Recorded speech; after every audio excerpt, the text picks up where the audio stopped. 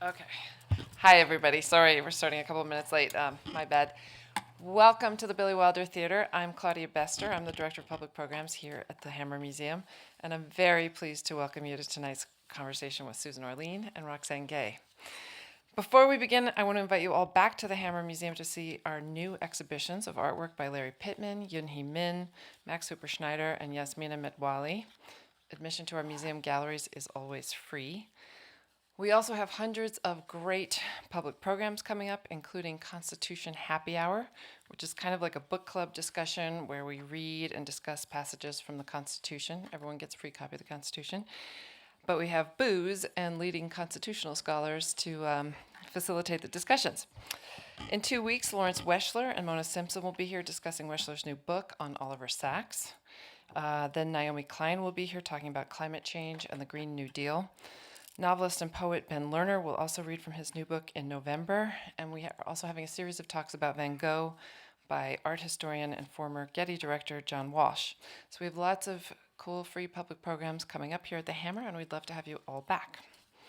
And on to tonight's program. I am officially obsessed with libraries. My great-grandfather was a librarian. My grandparents and my parents both had houses just so totally packed full of books that they looked like the stacks in a research library. And one of my childhood fantasies was always that I would get snowed in at my grandparents' house and just be able to plow through all the books on their shelves in like whatever order they came to me. Libraries are places where you can educate yourself, improve yourself, or in my case, lose yourself. And they're often a haven for people like me, the incurably curious. Public libraries are also much, much, much, much more. For people without much access or privilege, they're a lifeline to the world and to all the information in it. Libraries give people the opportunity to find jobs, explore medical research, experience new ideas, get lost in wonderful stories, and at the same time provide a sense of place for gathering. Librarians since 9/11 have become defenders of our privacy, protecting their patrons against intrusion from the Patriot Act. They're also at the forefront of the digital divide, working to ensure that everyone has access to computers and to the internet. Many libraries also offer citizenship classes, language classes, help with job applications, after-school study sessions for young people, and a whole host of information-related services. I would argue that libraries are truly one of the cornerstones of a healthy society, and the Los Angeles Public Library is one of the crown jewels of our city, and I'm eternally proud of them and extremely grateful to them. If you do not have a library card, you can get one for free. We have application forms out in our lobby, and you can take and get a card, and it allows you to not only check out physical books, but also books on Kindle, audiobooks, as well as free access to digital newspapers like the LA Times and the New York Times, and most magazines, and also tons of streaming movies. So be sure to get a library card. It's a pure pleasure to be able to share a love of libraries with our two brilliant guests tonight, Roxane Gay and Susan Orlean. Roxane Gay is one of our most important public intellectuals today and one of our most brilliant writers. She's the author of the 5 books and millions of essays. Her books are A.T., An Untamed State, and the huge bestsellers Bad Feminist, Difficult Women, and Hunger, and Memoir of My Body. She's also the author of World of Wakanda for Marvel and the editor of Best American Short Stories 2018. She's currently at work on film and television projects while a contributing opinion writer for the New York Times and publishing an essay collection about television and culture and writing a book of writing advice and a young adult novel called The Year I Learned Everything, which in her case is probably true. Her work appears in Harper's Bazaar, A Public Space, McSweeney's, Tin House, Oxford American, American Short Fiction, Virginia Quarterly Review, and many, many other publications. And her essays are always in every best of compendium. Best American Short Stories, Best American Mystery Stories, Best Sex Writing, and even the oddly named Best American Non-Required Reading. And in 2018, she won a well-deserved Guggenheim Fellowship. Susan Orlean has been a New Yorker contributor since 1987 and a staff writer there since 1992. Her 8 books include The Orchid Thief, which inspired the Spike Jonze movie adaptation, The Bullfighter Checks Her Makeup, My Encounters with Extraordinary People, Rin Tin Tin, The Life and the Legend, and The Floral Ghost. She is also the recipient of a Guggenheim Fellowship, has served as a judge for the National Book Awards and other literary prizes, and chairs the literary journalism program at the Banff Center in Canada.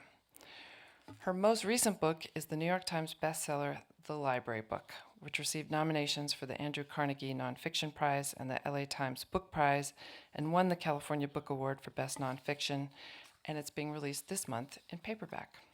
And the library book is the inspiration for tonight's conversation. And Susan and Roxane will talk about the book, their mutual love of libraries, and everything else I hold dear. So please join me in an enthusiastic and warm welcome for Susan Orlean and Roxane Gay.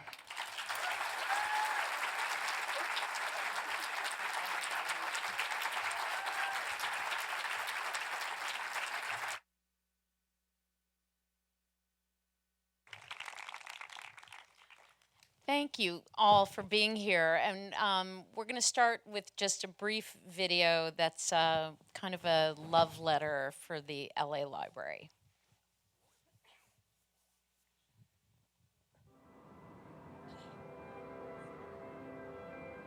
A library is a good place to soften solitude, a place where you feel part of a conversation that has gone on for hundreds and hundreds of years, even when you're all alone. The library is a whispering post. You don't need to take a book off a shelf to know there is a voice inside that is waiting to speak to you. And behind that was someone who truly believed that if he or she spoke, someone would listen. Even the oddest, most particular book was written with that kind of crazy courage, the writer's belief that someone would find his or her book important to read. I was struck by how precious and foolish and brave that belief is, and how necessary, and how full of hope it is to collect these books and manuscripts and preserve them. It declares that all these stories matter, and so does every effort to create something that connects us to one another, and to our past, and to what is still to come.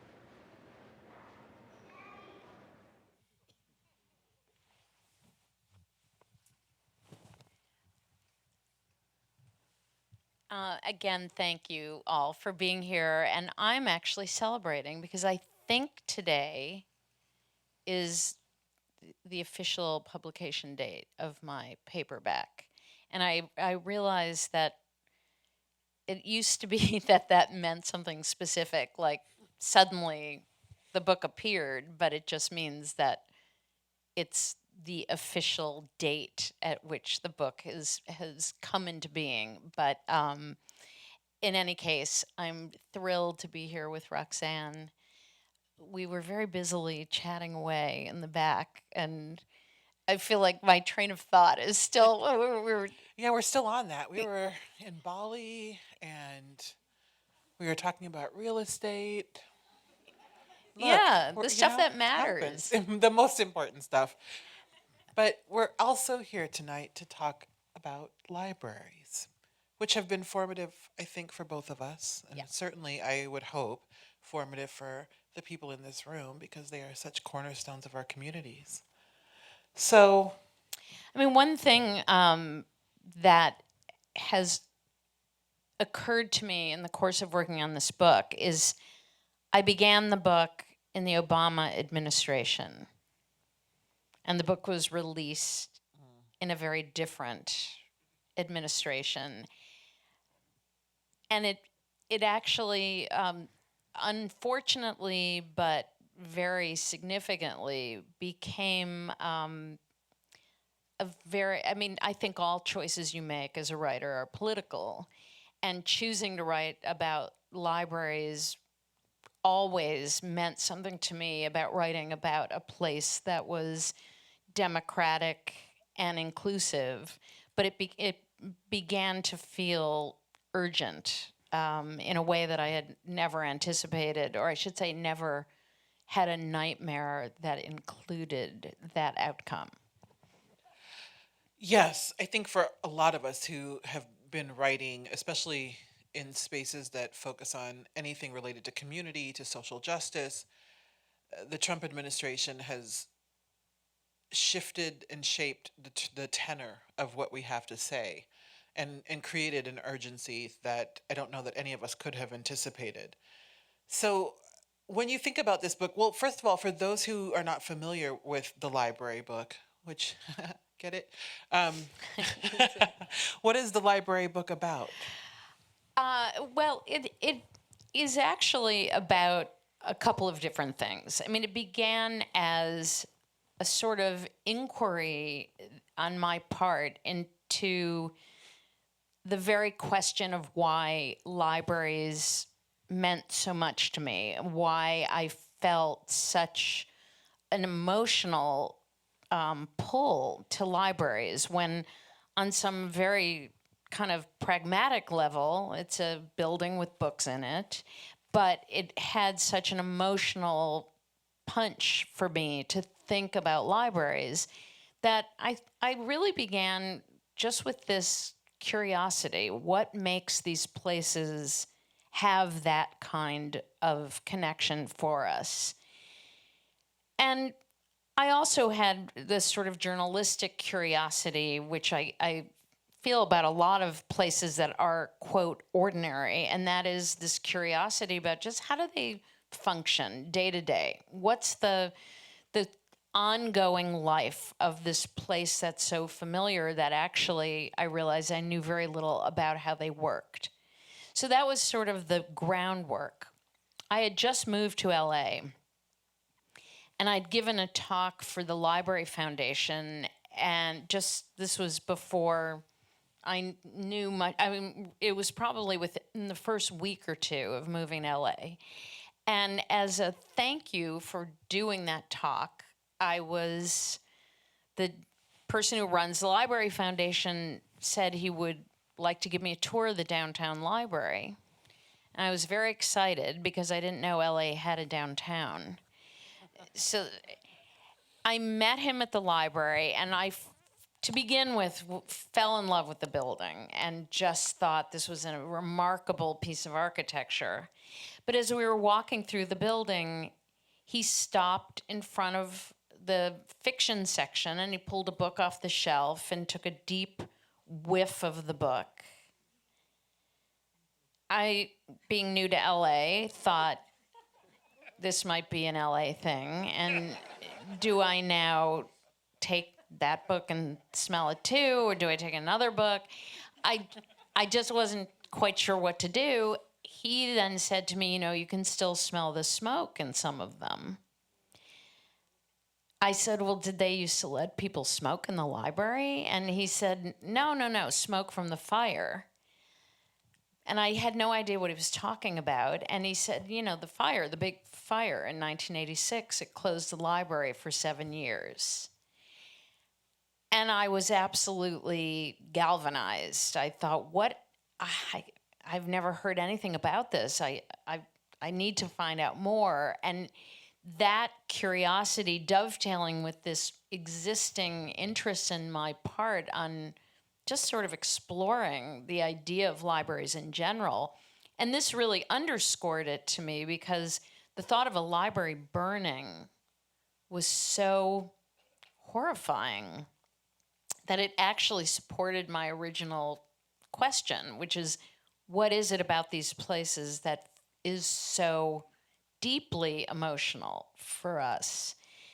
And the story of the fire became the narrative into this bigger question of what's the meaning of libraries and why do we love them the way we do. This book took you 6 years to write. So what kinds of things did you do to write this book? What kinds of research and what kinds of library resources did you use? Yeah, well, it's interesting to do a book about libraries because it's sort of very meta because the stuff is there. I spent the first 3.5 years going to the library almost every day. Partly I wanted to write about all the sections of the library, everybody doing every sort of task in the library. And that took seemed like it took forever. But it was also digging through all of the material. And there was a point where I thought I had sort of seen everything that was there, and I'd done all my research, and I had this very arrogant idea that I had seen everything. And one day, one of the librarians said to me, did you ever look in the back corner of the rare book room? And I said, no, why? And she disappeared and came out, and she said, yeah, there's 78 boxes of archival material about the library. So this was about 2 years in, and it took me about another year and a half to go through that material. But I also talked not only to the current staff, but I talked to a lot of retired librarians. Everybody, and particularly everybody I could talk to who had been working at the library at the time of the fire, since right now there's really only, if I'm not mistaken, one librarian there now who had been there in '86, and the rest have mostly retired. So I talked to a lot of patrons, I talked to everyone from the administration down, and it was fascinating. There was a point where I was at the library so much that I thought they should just hire me. It was getting to be, and my primary curiosity is what's the cheapest parking lot near the library? There aren't any. Which one? There aren't any. Yeah, actually, the metro is a perfect solution because it ends up coming out right there. But I spent a lot of time down there, and it was really pretty wonderful. And then the writing was a huge task. It was synthesizing all of this material that came at the story of the library from so many different directions that it was not an easy book to structure at all. It was really challenging, and there was a point where I thought I just can't find my way through this. And what was so challenging? Was it figuring out how to write about the fire, how to make people care about libraries, knowing what to say when? Well, it certainly throughout the course of writing the book, I kept saying to myself, then people are going to go, oh my God, a book about a library, how boring. I mean, I was kind of paralyzed by this fear that people would find it boring.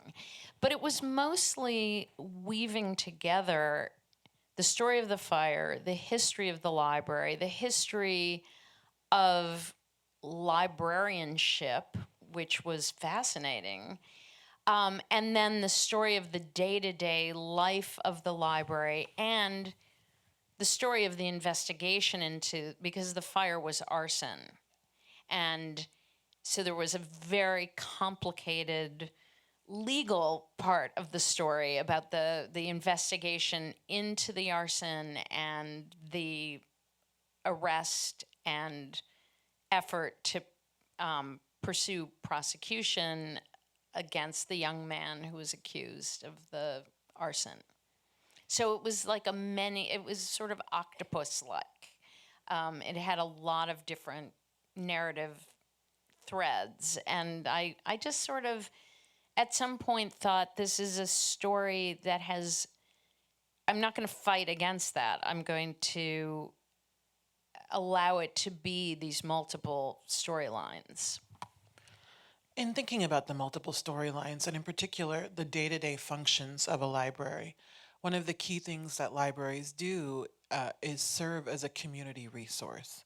So what kinds of things did you notice in terms of how, especially that particular branch, which I think serves quite a lot of vulnerable populations, what kinds of things did you see in terms of the work that they're doing to create community in downtown Los Angeles? Well, it's actually quite amazing. And it's interesting how our idea of libraries in the U.S.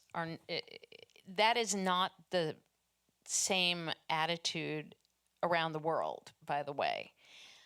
For instance, just providing a place where social service agencies come once a month to just be in one place, so people needing social services, instead of going from one to another, making their way through city bureaucracy, they're all there once a month at the library, making it very easy to apply for food stamps, apply for housing, doing all of this in one place. I was in Spain and I was mentioning this to someone in a library in Spain who looked at me and said, "They do what?"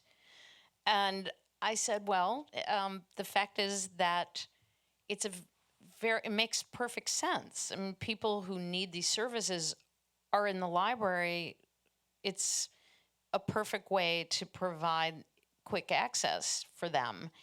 And this is just not, that isn't considered part of a library's mission in Spain. Probably because the government does the work that libraries have to Well, do here. yeah. I wonder. Just thinking, that it just occurred to me. Like, yeah, I think it would be. Sometimes when I look at what libraries do, and I'm always amazed by what libraries do, I just think it's amazing that these people, in addition to loving books and putting books in our hands for free, they also have become a social services safety net. Yeah. For so many people. And I could see how people in other countries would be like, yeah, we get that already. It's interesting because one thing that I have found fascinating is, in the course of traveling around with this book over the last year, I've had one or two times in talking to audiences where people have said, what are libraries doing about homelessness? What are they doing about the homeless people?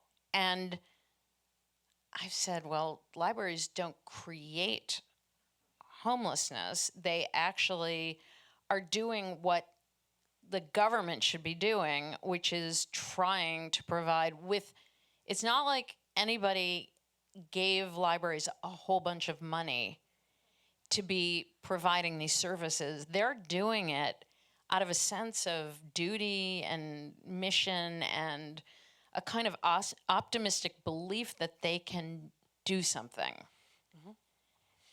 Yeah, it is interesting.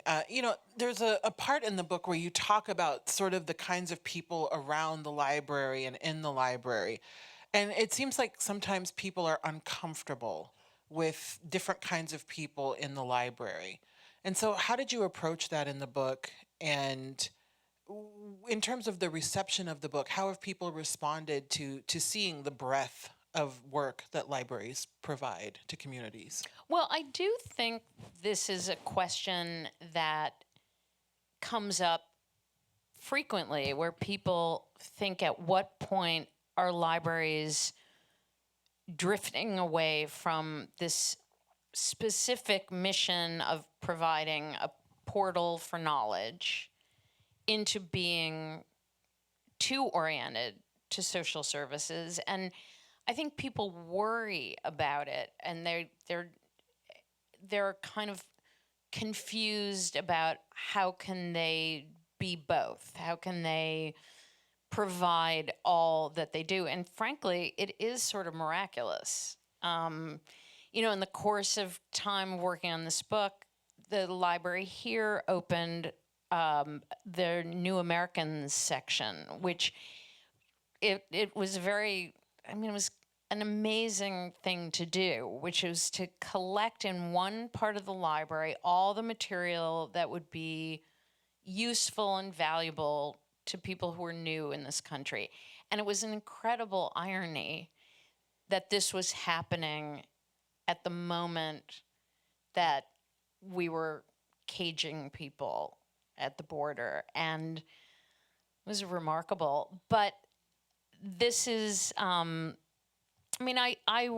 wrote the book very conscious of the fact that there are some people who feel that libraries are taking on too much, and they're somehow making themselves too comfortable for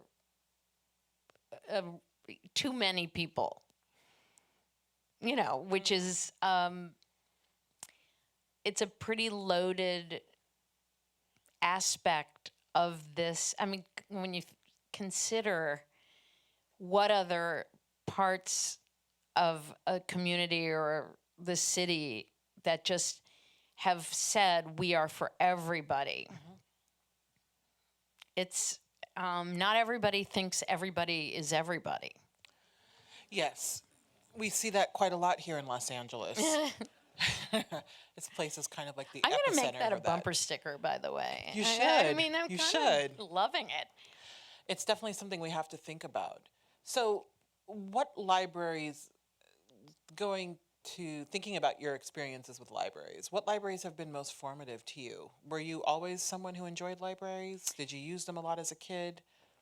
And I certainly know you used them a lot as an adult, but Yeah, well, I was one of those kids who went to the library constantly when I was little. And my parents were great believers in the library, and for all sorts of reasons, including that they were Depression era adults who felt like, well, you don't have to buy books, you can borrow books.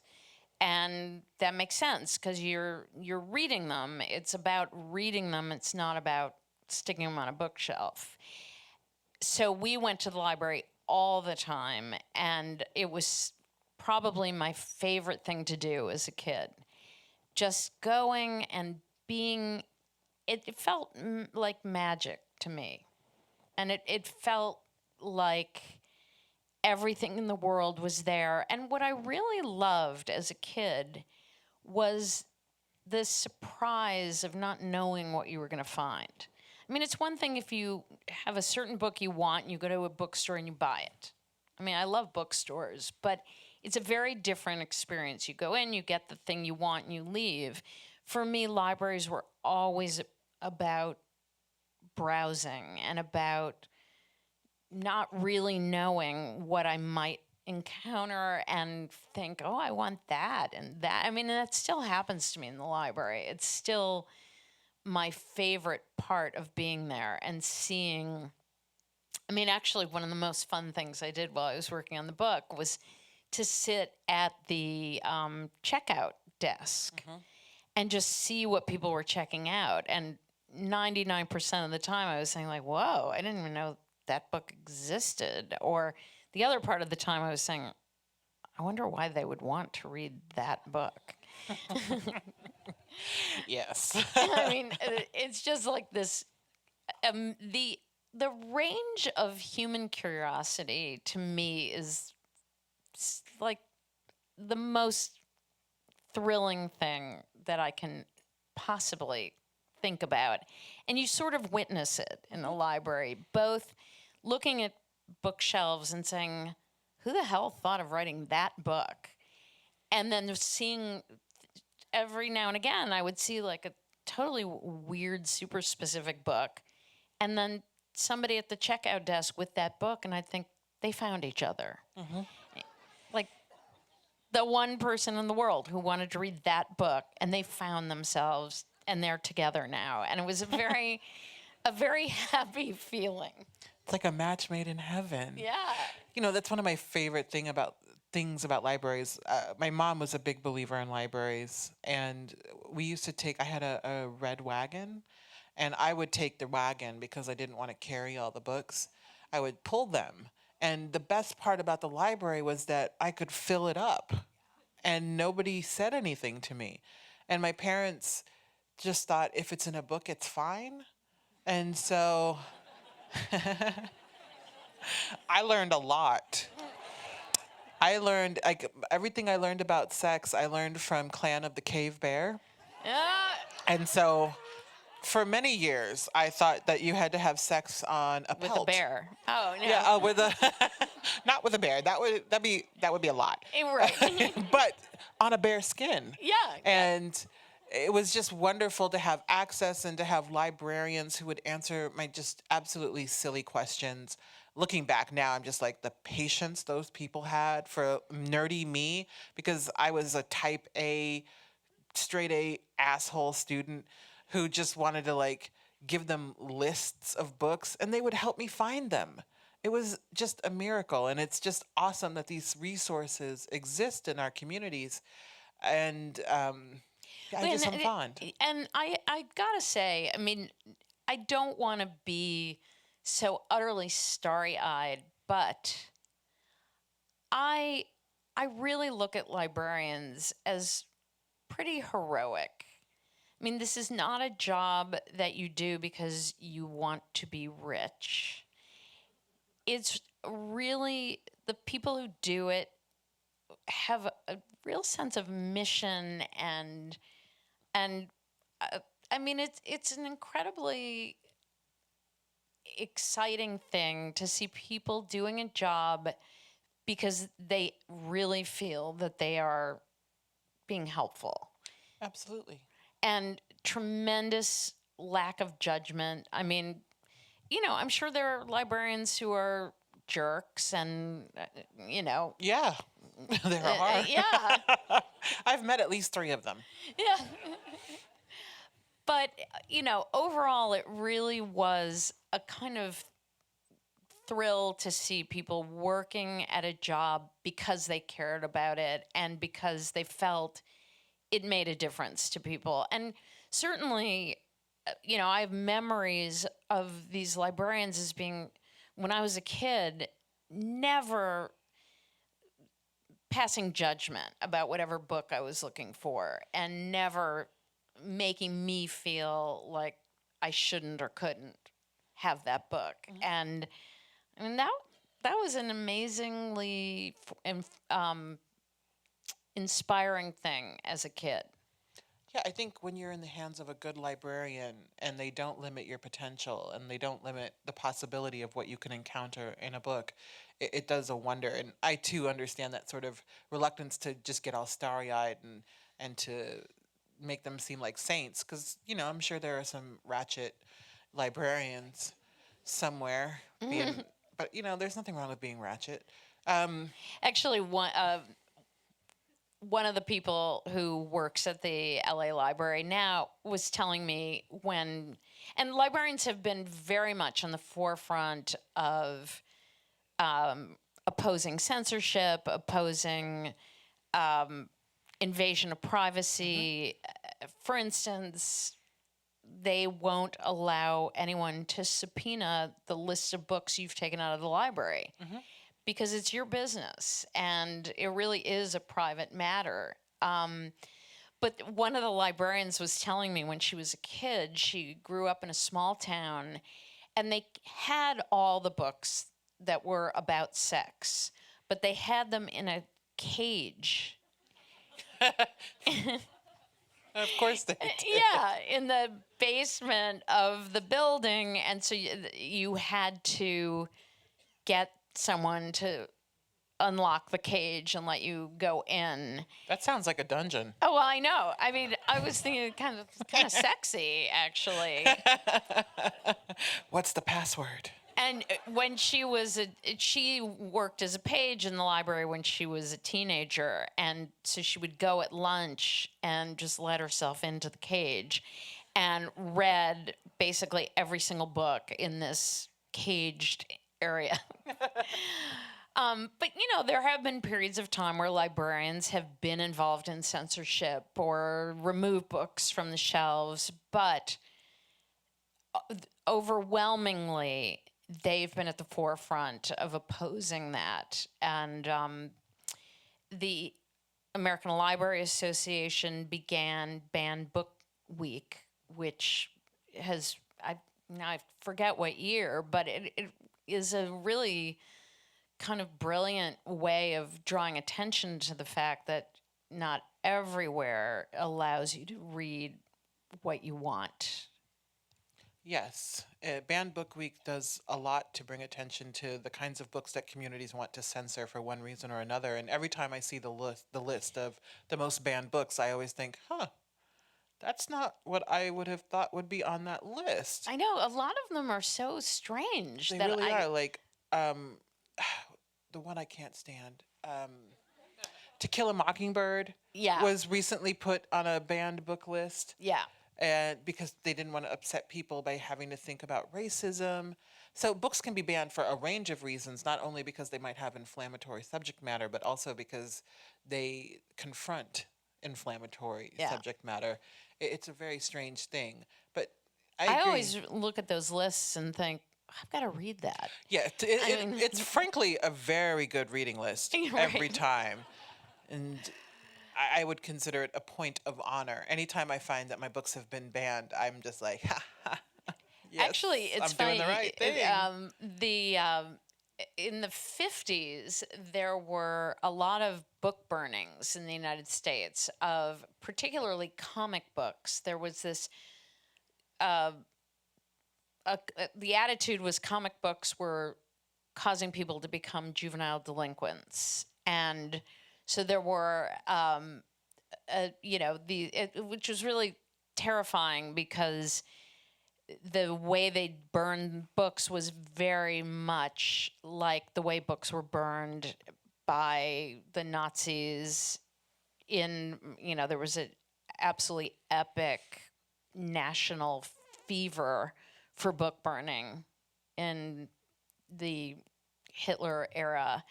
But this was the same thing of putting comic books in giant piles and making bonfires of them, which is just, the image of a book burning in any way really hits it's a gut punch. I mean, there's something about destroying a book in that particular way that feels especially disturbing.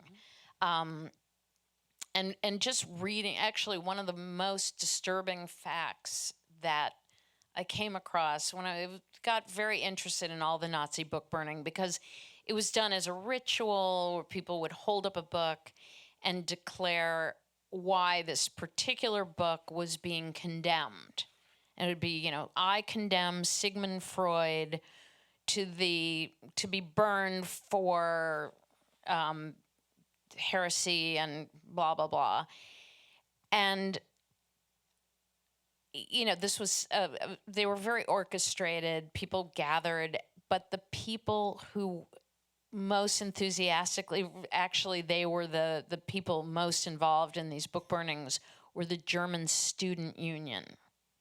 And that, to me, was so disturbing. I mean, the entire, everything related to the run-up to World War II is horrifying, but the book burning to me was such a message that this is a way of wiping out culture, and the idea that students were the most enthusiastic participants was really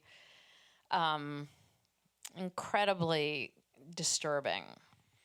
Yes, and we kind of see that history repeating itself now, not with book burning, but when we see these young people who have these virulent ideas, and we always think, oh, we're going to age out phobias, racism, homophobia, transphobia, and yet we have these young people who are just as intolerant as their grandparents.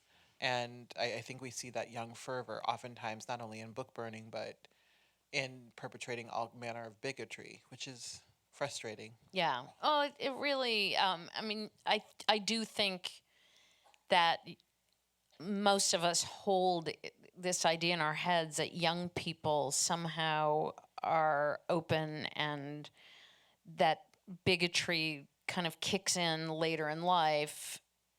And unfortunately, I don't think that's true. No, not really, sadly. Yeah. There was, I think it was Hermann Hesse who said, where they burn books, next they will burn men. Well, that would be fine. Yeah. Sorry, I couldn't help it. Ouch.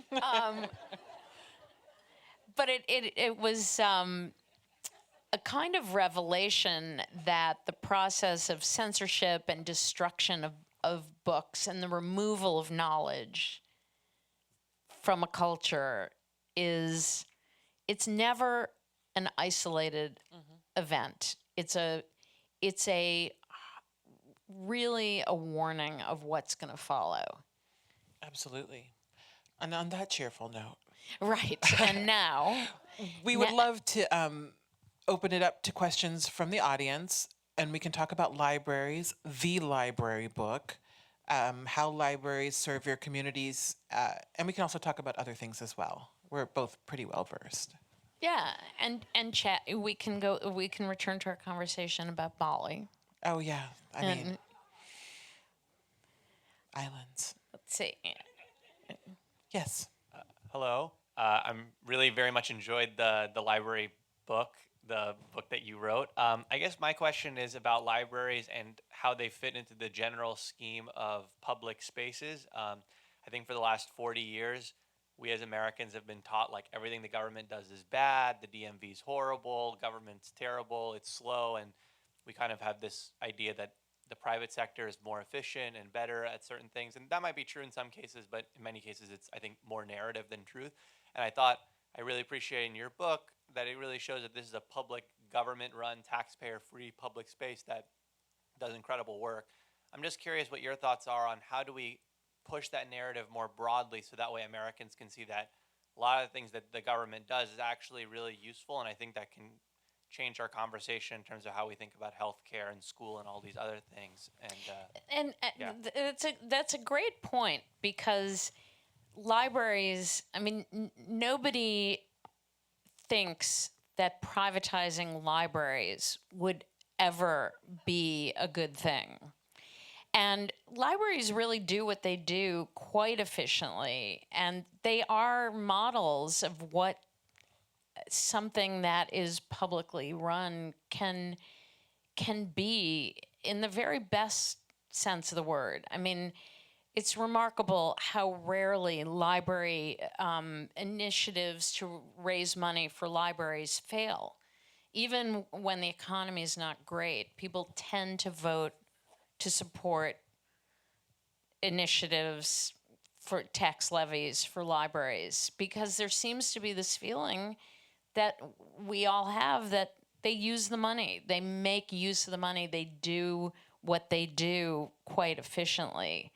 And that's an interesting point. I mean, if there were a way to say to people, this can be done without corruption, without wastefulness. I mean, you compare libraries to the Pentagon. I mean, there aren't crazy, libraries purchase books, they purchase collections of things that are of value to the public, and the public uses them. I mean, it's an incredibly straightforward system, and maybe it's bringing more attention to the fact that they do their work and they do it well could make people feel more faith in governments being able to function well. I mean, it's very funny because when I moved to New York some years ago, the first Governor Cuomo made one of his priorities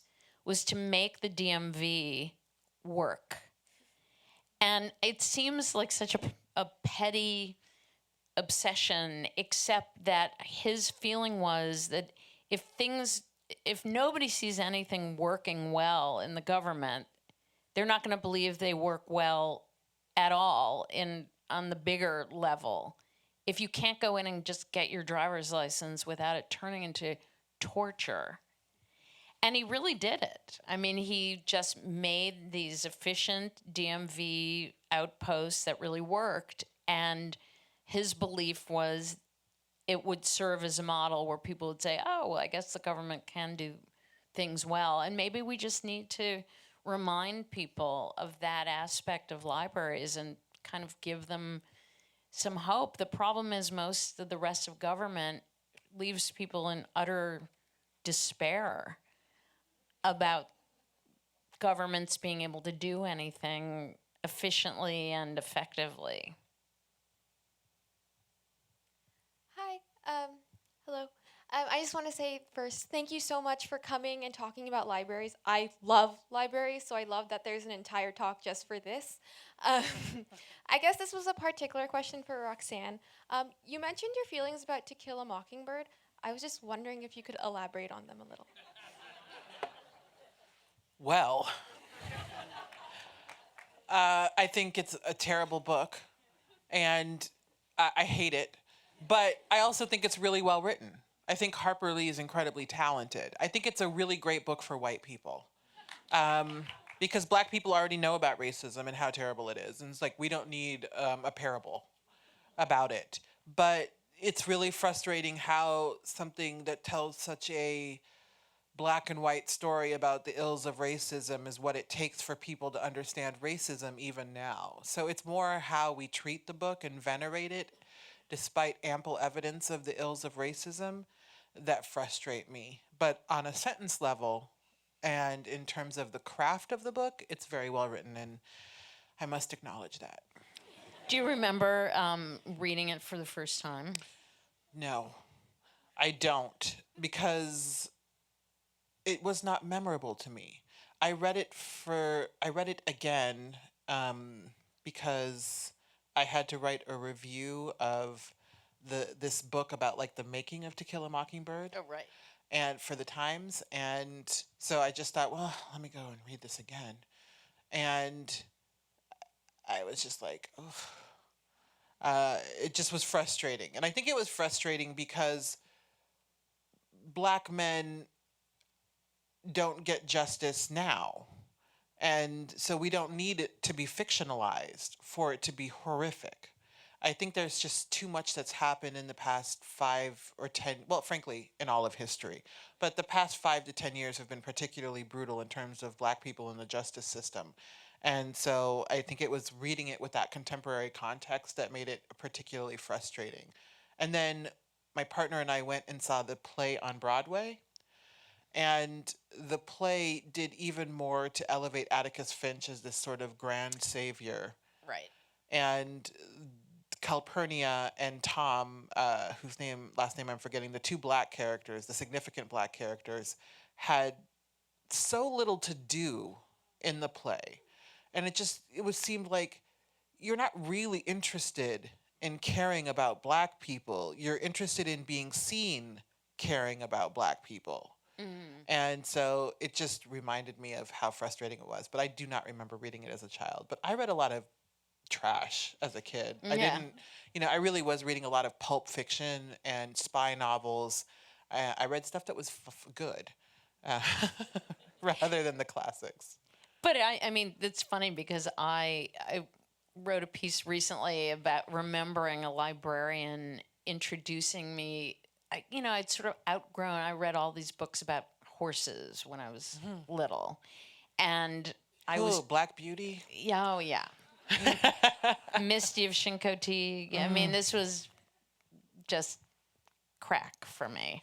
And when I was sort of aging out of that, and I didn't really know what I wanted to read, and she introduced me to Victoria Holt. And I hear all of you out there. And actually, this was entirely a librarian sensing that I was at an age where a book like that would connect for me. And, they're kind of trashy, but boy, did I love them. And to me, she was forever in my mind as a goddess because she had been the one to sort of lead me over to that shelf in the library and say, you might like these. And oh, did I ever. I think she probably wrote 100 books, and I think I read 100 of them. Nice. This question is for Susan. Yep. I'm here. You have these bibliographic citations at the headers of each of the chapters of your book. And I'm wondering if there was something specific behind that, or some of them are very relevant to the contents of the chapter. Some are hard to figure out. Is there a formula you were following for that, or? Yeah, I mean, they do all actually relate to something in the chapter. It's not always, some, as you say, are clearly related. Some are, they all do relate. It's just some of them, it's much more subtle. And I wanted to replicate in the book the experience, as I was referring to earlier, of that browsing, that feeling of the bounty of a library, and that the reader would sort of wander, in a sense, through these titles and then come upon the chapter. So they're all books that are in the LA library currently. I can tell you that I spent an incredible amount of time picking the books because it was a great way to look like I was working when in fact I was procrastinating. But it was also so much fun to just think of a search term and or pluck something out of the chapter and then think, all right, I'm going to look for a book that will somehow kind of connect to this idea. And, you know, it's just amazing. I mean, if you just want to have fun some night when you have nothing to do, just go on the LAPL website and go into the catalog and just search. It's extraordinary. So that's what I was doing, and hoping to give the reader that sense of the kind of serendipity of a library and the delight in browsing. Oh, it's great. It's I was thrilled about also the fact that we were able to typeset it in a way that kind of replicated old, the old card catalog cards. Hi, I'm over here. So, thank you for being here. This is truly delightful. But I was reading today, or the other day, that Chicago Public Library System decided to axe all of their late fees that are already existing. And I thought, well, that's rather niche. And then I came here, and I was like, oh my gosh, a whole room of people who probably care about this. And so I was just wondering, what do you think about that policy, and do you think that that could be extended to other public library systems throughout the country? So wait, they simply forgave all the late fees and will going forward, or just did a retroactively? From my understanding, going forward as well, they realized that late fees predominantly affect people that need the library the most, and probably use it as, a resource for research or whatever other social services you were mentioning earlier. And so it was disproportionately, it was a regressive tax, I guess, so to speak. That's interesting. Well, the library, late fees are so minimal that I sometimes think that it's just meant to like spank you and say, return your book. Because it's not as if the library makes lots of money off the late fees. And the LA library does do, they don't announce it in advance, but they have different periods of time where they just say, all is forgiven. If you have a book that's overdue, we're not going to charge you the fees, just bring the books back. And, the reality is, if you keep a book out for too long, you're denying somebody else the chance to take it out. So it is an effort to sort of nudge people to use the books and get them back. I just don't know the economics of it, and whether it would be something that the library could consider. I mean, the problem with it is if there's no incentive for people to return books, it could be that people would take books out, stick them on their shelf, and kind of forget about them. I mean, even if you're only owing the library $1, it does actually have the effect of making you return books. So I'm not really sure.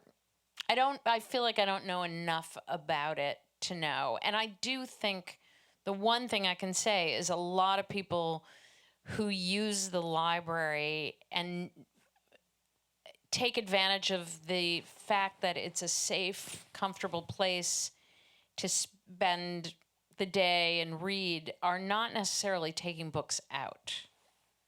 They're using the internet, they're reading in the library, but I'm not sure that they're the people who are checking out as many books as other people are. Oh, good evening. Susan, Roxane, David over here. I was wanted to follow up on the idea of mission expansion of the into social services.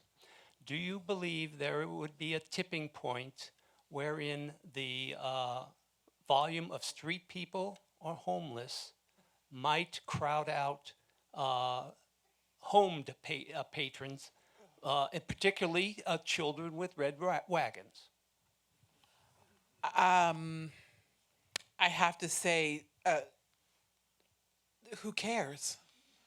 They're part of the community. I think that concern reveals discomfort with people's personal circumstances. And I don't think it's any of our business whether someone has a home or not, as long as they're in the library using a library for what it's supposed to be used for. It's just none of our business. I would also say that at the point where anyone feels, I mean, let's just be honest, we need to do something about the homeless situation, period. And the fact is, if anyone feels there are too many homeless people in the library, there are too many homeless people, and there's a problem. And I think it's a crushing, devastating situation that's what's important. For sure. I mean, we live in a city that has unfathomable wealth. And yet, not a day goes by when I don't see people, families, pets, living on the street. And we drive by in our nice cars and our nice little lives when we should be advocating for more housing and for making sure maybe that our libraries could stay open later so people have safe spaces where they can access things like the internet, because you can't apply for a job without the internet. And you can't get rid of living on the street if you don't have any money, and you don't have any money if you don't have a job. And so it becomes this vicious cycle. And so we have to start somewhere. And I think for now, libraries are in many ways that first line of defense, but also our communities have to respond and not say, it's making me uncomfortable that there are homeless people around my children. That's not the problem. The problem is that they don't have a home to go to. And so they want to sit in a place that's climate controlled and clean and it has a bathroom they can use.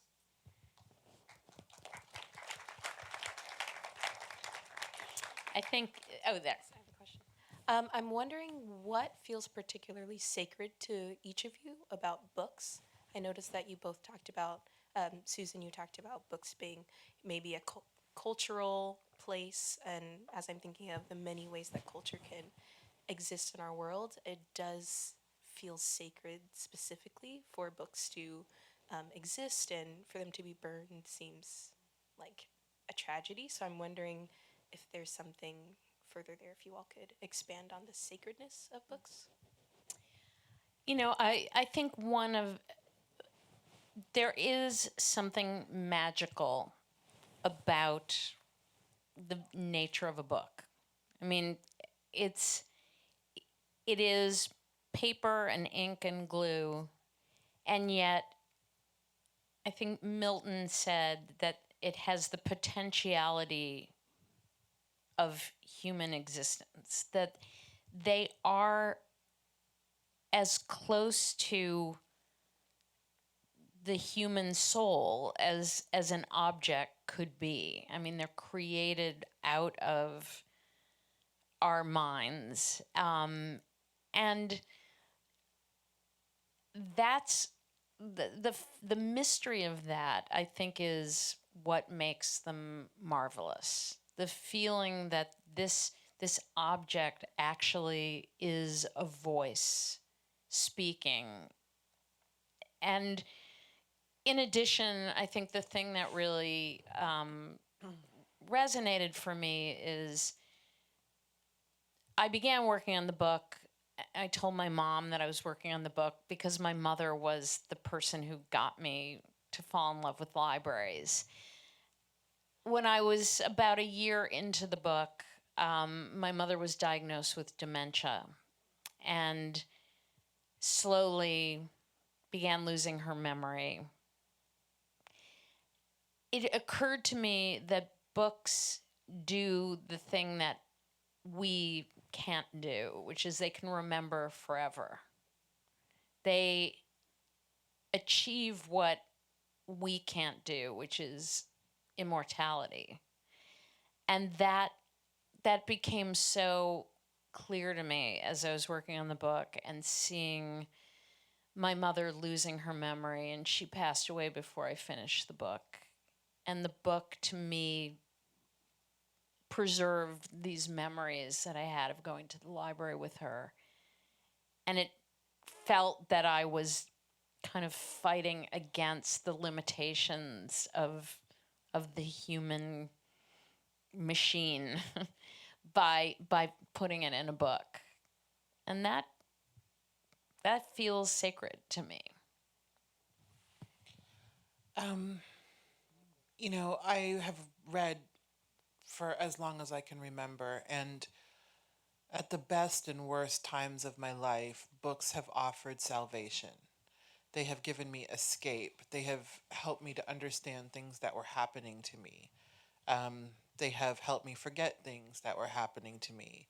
As a writer, they have been this place where I can share how I understand and live in this world. And that there is something incredibly sacred about that, about the range of possibility that's available in books. And that because of libraries, anyone can read a book and access it. And I think it's one of the only forms of communication we have that is that democratic.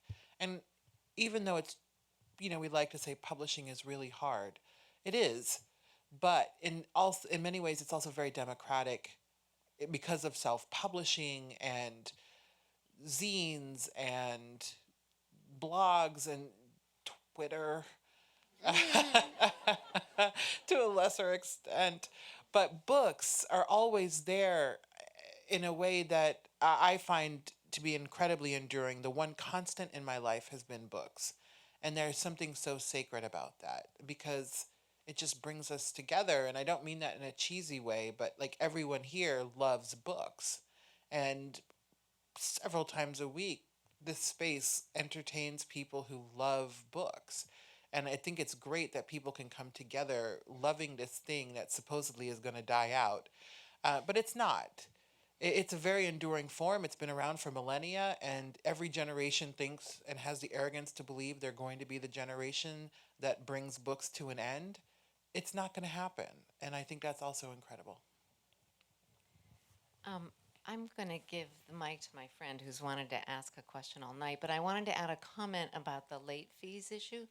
And the Los Angeles Public Library has a student success card that they give to every LA Unified student from K through 6th grade, and there are no late fees for those cards, anything that's taken out, because they really wanted to remove all barriers for at least that age group to borrowing books. And they found that there were some families that didn't want their kids to check out books because they were afraid of late fees. So at least for that demographic, the LA Public Library does not charge late fees. After hearing you both speak about the sacredness of books, this is a pretty kind of lowbrow question. But when you were talking about the burning of books as a political act or an act of censorship, I was just wondering if either of you know what librarians feel. First of all, how do libraries decide, given the space that they have, what books they're going to deaccession, and do they generally record those books, the glue and the paper and all of that binding, in an electronic form before they get rid of them? And what's the philosophy about that? Well, I don't want to overstep the actual knowledge that I have. But if, I mean, this is, libraries have to weed out books. They don't have unlimited space. So it's a combination of books that haven't been checked out in an enormous amount of time, that don't appear to be being used, books that are deemed not necessary to remain in the collection.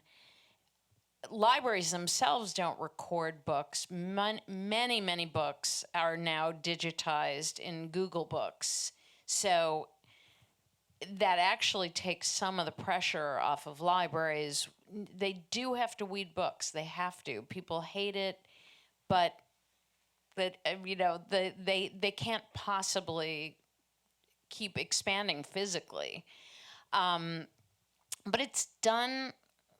I mean, another thing that the library does, and it's one way that they can weed books without it being quite as distressing, is they often have multiple copies of books, many copies of books. So if they have 100 copies in the system of a book that's being checked out very little, and they can reduce to 3 copies, the book is still available. And, we have an incredible system of ordering from whichever branch you're in, and you get the book in a matter of days. Actually, it was one of the most fun parts of the book for me, was hanging out with the shipping department and seeing there are about 30,000 books that are moved around the city every day from people ordering. But, that's a painless way to weed books. And I hate using the word weed, but that's what they call it. When they do have multiple copies and can reduce down to a small number if it's just not being demanded that much. Okay, I have a question. If you would be so good, can you give us a little bit more detail of the history of the arson of the LA Public Library? And did that person receive justice? Well,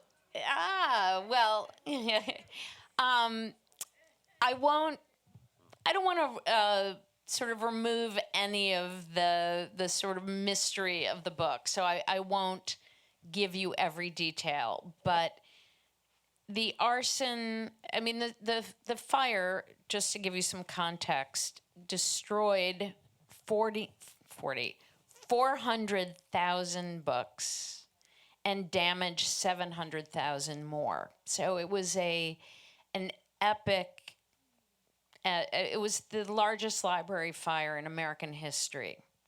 Huge number of books lost. Arson is the least successfully prosecuted felony of all, because it's incredibly difficult to obtain evidence, especially in a situation like a library fire where there is no one who's going to gain financially. I mean, if you burn down a house that you just refinanced and increased your insurance, it's a little easier to figure out who did it. In the case of a library fire, you don't really have somebody who stands to gain. The suspect, this young man named Harry Peake, became a suspect because he began telling everybody that he had started the fire. Not a good move.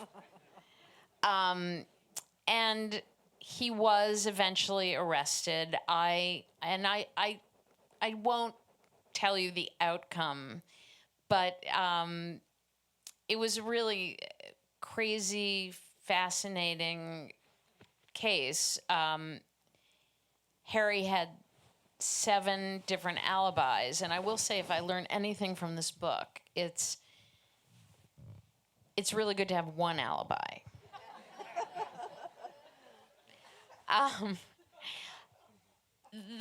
But the fact is, it remains pretty much an open question about what happened. First, I had a comment that I wanted to make to Susan, that I heard you on NPR talking about your book, and I was so mesmerized that I immediately ordered the book that minute, because I thought that you were so, I thought that I was like, oh my God, I can't get over that interview. That woman is so fantastic. I couldn't wait to buy the book. Well, thank you. So I just That wanted is to tell you not- that. This is not a plant, No. by the way, but thank you. But my question is, how do you feel about the fact that kids are not using libraries as much as I did as a child? My mother used to take me to the library every Saturday, and I would go there to do my papers and my research. And I, as the parent of a 12-year-old, there's no, oh, we have a paper this weekend, we have to go, we have to do the research. I volunteered at her elementary school library the whole time she was there and loved it, but saw that the kids were not using the library as a resource. And I was wondering from either of you how you feel about that, that kids don't feel that tug towards the library. Well, I have a two-pronged answer. First of all, I think you cannot possibly underestimate the impact that the internet has had, which is you need to do research on a paper. You don't have to go to the library. You can do it on your phone. So in terms of using libraries in that regard, it's not a fair fight. It's not ever going to change in that regard. The good news is that visits to libraries are up.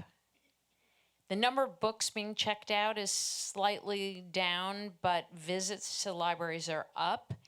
And in a recent survey, people under the age of 30 overwhelmingly agreed that there is material in the library that's not available on the internet.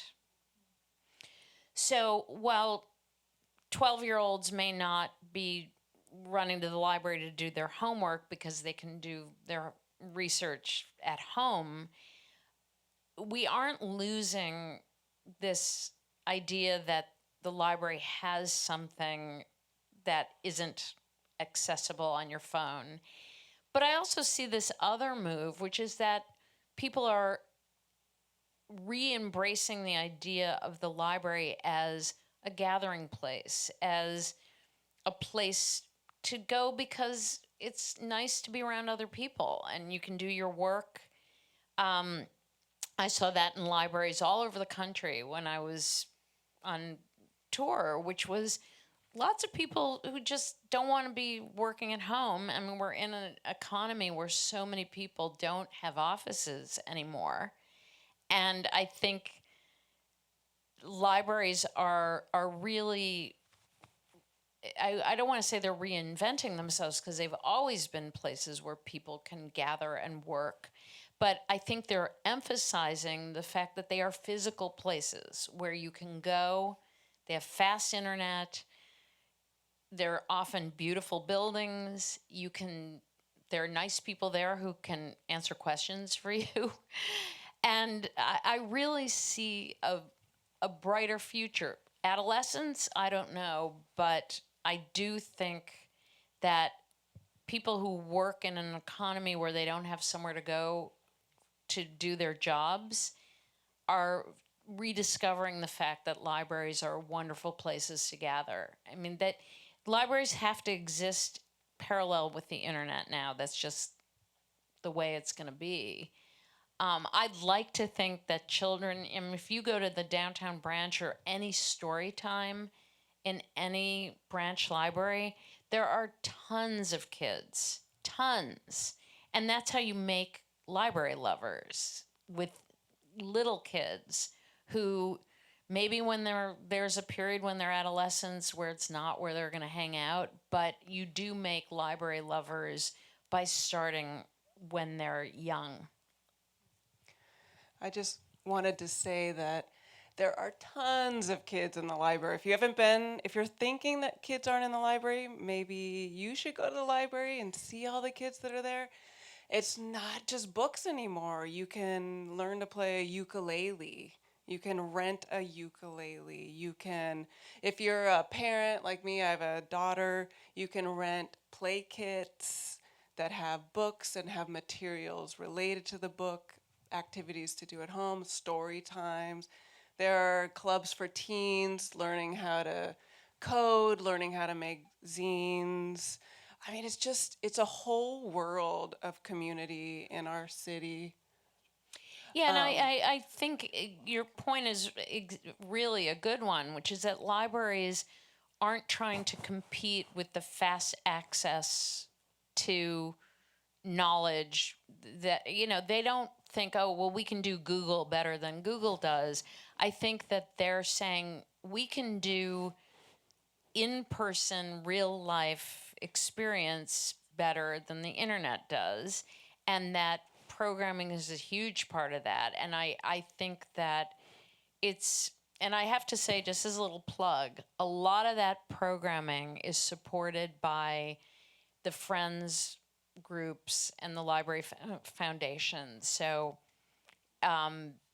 they really do put out a lot of that funding to make libraries places that young people in particular are going to embrace.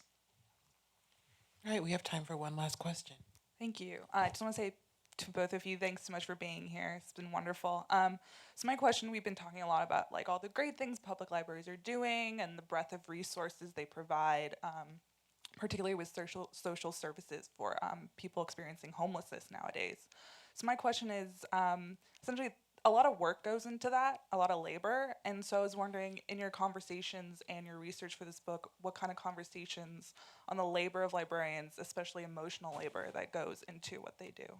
That's a really good point. And it's one that, a lot of people going to library school don't go to it thinking that they're also going to be providing this very different service and dealing with people with mental health issues and challenges that are not part of learning the Dewey Decimal System.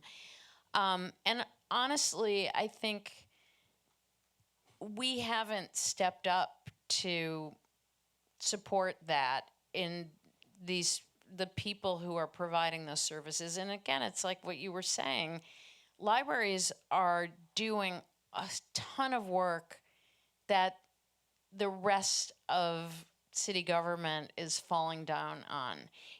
We close school libraries because the schools think, well, kids can just go to the public library. We don't provide services for homeless people, and there's frankly partly this feeling of, well, the libraries will do it. And one thing that's, I think, great is that librarians in this city and most cities are unionized. They have a very strong, active union that they need because they are being asked to do a lot more that was not. I don't think anyone goes into the work of being a librarian these days without knowing that that's going to be part of what they do. But I don't think we've compensated them really for this additional work.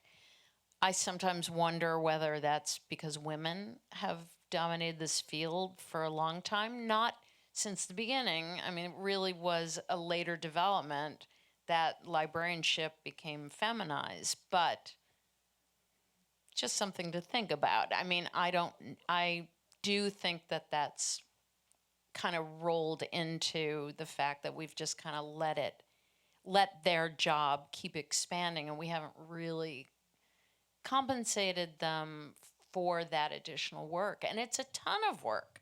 I mean, I sat there watching librarians there. I mean, it's not just developing the collection and helping people find what they need in the library. Every day they're dealing with social service issues, and it's a huge task that we've given them, and we haven't really dealt with what that means or what we should do as a society to support it. I think it's a great observation. I don't have an answer. I just entirely agree with you that we've kind of let it grow, mission creep, without, as a culture, saying we should make sure that these people are getting what they need to do their job, and the way the job is now, which is different from what it was 50 years ago. Well, thank you so much, Susan Orlean, for joining us tonight. Thank you. Thank you, Roxane.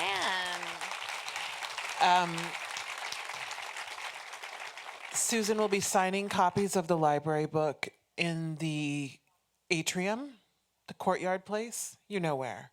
And thank you all for coming tonight.